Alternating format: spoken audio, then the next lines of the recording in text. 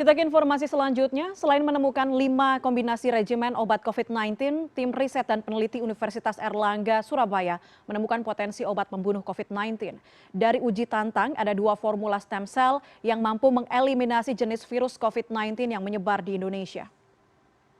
Temuan ini dipaparkan oleh Rektor UNER, Profesor Muhammad Nasih pada Jumat 12 Juni 2020.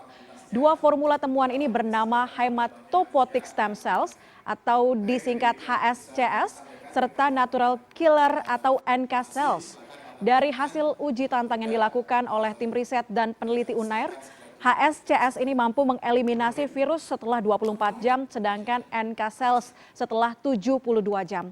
Nah, dengan hasil penelitian uji tantang ini, kedua stem cell diklaim punya potensi dan juga efektivitas sebagai pencegahan maupun pengobatan sehingga bisa menjadi rekomendasi untuk para dokter, industri obat, dan masyarakat dalam menangani COVID-19 secara cepat. Kami melakukan 2 pendekatan stem cell, yakni hematopoietic stem cell dan natural killer cell. Yang dua-duanya cukup efektif untuk bisa mengeliminasi, mereduksi, dan menonaktifkan virus-virus yang ada. Tentu saja dengan tingkat perkembangan atau tingkat efektivitas yang kita nilai sangat-sangat bagus. Dan untuk membahas hal ini bergabung bersama kami ada Dr. Purwati, Ketua Pusat Penelitian dan Pengembangan Stem Cell Universitas Erlangga, Surabaya. Kita sapa. Selamat sore Dr. Purwati. Sore Mbak Puspa. Oke, Dok, bisa dijelaskan kepada kami sejauh apa perkembangan penelitian stem cell anti COVID-19 sampai saat ini? Seberapa jauh bisa mereduksi gerak dari COVID-19 dalam tubuh manusia? Ya, terima kasih. Untuk stem cell di sini yang kita teliti ada 2 jenis, karena kan banyak macam jenis stem cell, yaitu yang pertama HSCS atau hematopoietic stem cell, dan yang kedua yaitu natural killer cell. Jadi seperti tadi sempat disinggungkan bahwa hematopoietic stem cell di sini setelah kita lalui uji tantang pada virus, maka setelah kita evaluasi 24 jam, 48 dan 72 jam, maka di 24 jam itu virus sudah menjadi negatif. Sedangkan untuk yang natural killer cell setelah 72 jam, maka virus banyak sekali yang diinaktivasi.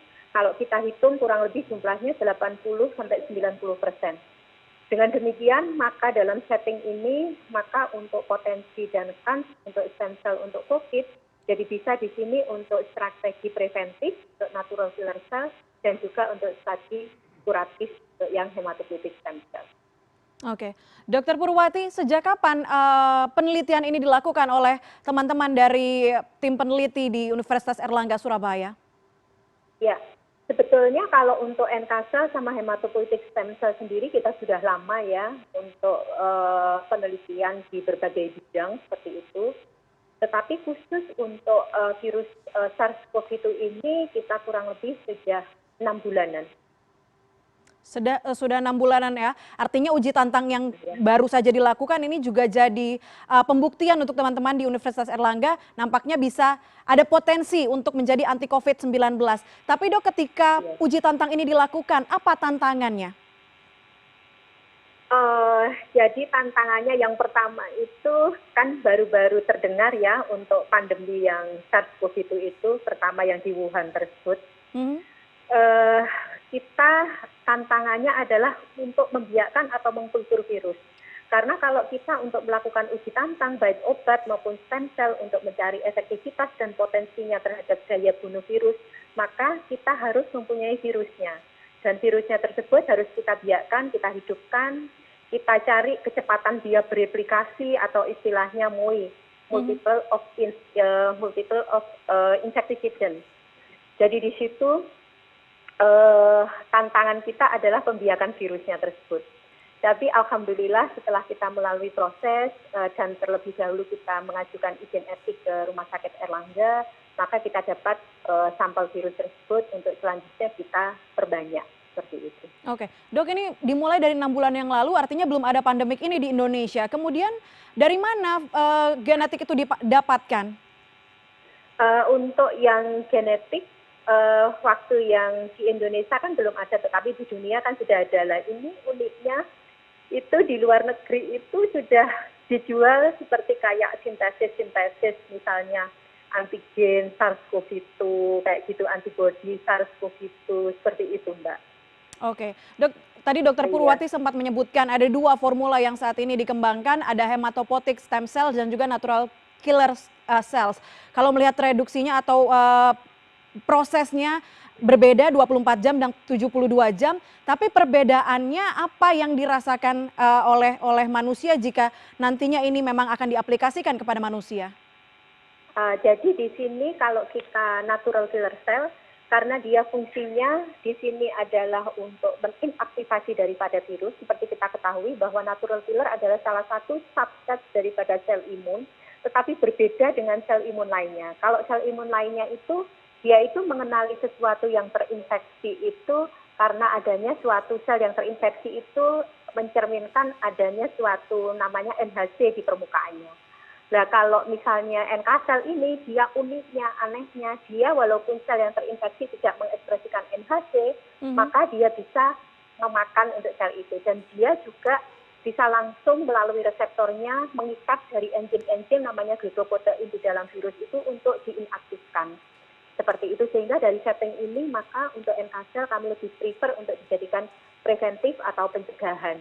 Sedangkan yang hematopoietic stem cell di sini kita perlu culturing atau pengkulturan sekitar 3 sampai 4 hari dan di sini kita setting kuratif. Jadi diharapkan nanti apabila diberikan kalau yang NK cell untuk preventif, nanti begitu ada paparan virus, maka virus itu bisa segera dilawan secara cepat oleh NK cell ini sehingga tidak sampai menimbulkan suatu manifestasi di dalam tubuh atau sampai positif seperti itu.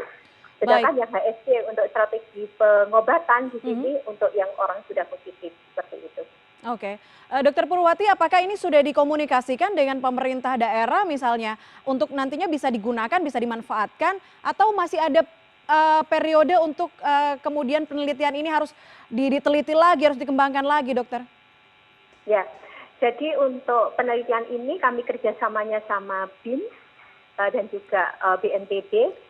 Jadi kemarin untuk yang ada 2 sesi, jadi di sini sebenarnya ada yang sumber autologus dan ada yang sumber alogenik.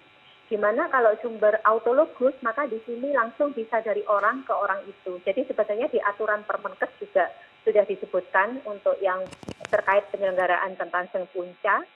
Untuk yang alogenik, lah di sini yang publik, maka di situ perlu ada aturan-aturan lagi seperti itu. Jadi yang sudah bisa digunakan itu yang autologus dari orang untuk orang itu sendiri. Maksudnya dari orang itu sendiri untuk orang itu sendiri. Oke, baik, Dokter Purwati, terima kasih banyak. Kita tunggu perkembangannya. Semoga ini bisa jadi titik terang untuk adanya percepatan penanganan COVID-19 khususnya di Indonesia. Dokter Purwati, terima kasih banyak.